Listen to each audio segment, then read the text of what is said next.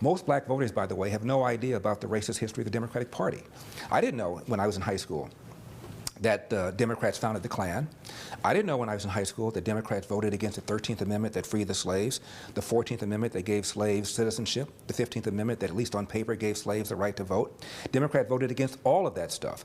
I didn't know when I was in high school that more Republicans as a percentage of the party voted for the Civil Rights Act of 1964 than did Democrats. I didn't know that.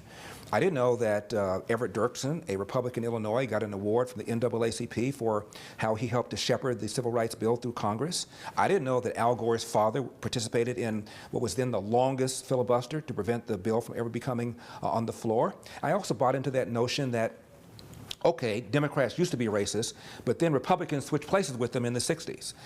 I bought into that until I found out that of all the Democrats that voted against the Civil Rights Act in the House, of all the Democrats who voted against the Civil Rights Act in the Senate, only 2 switched to the Republican Party, one of whom was Strom Thurmond. George Wallace, who stood in front of the school door as a Democratic governor saying segregation now, segregation tomorrow, segregation forever, he died a Democrat.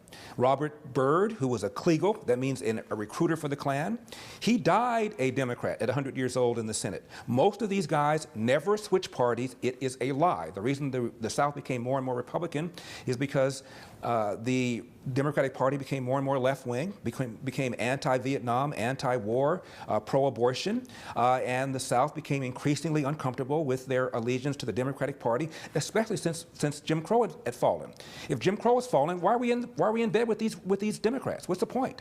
And so the South became more and more Republican for a reason that had nothing to do with racism.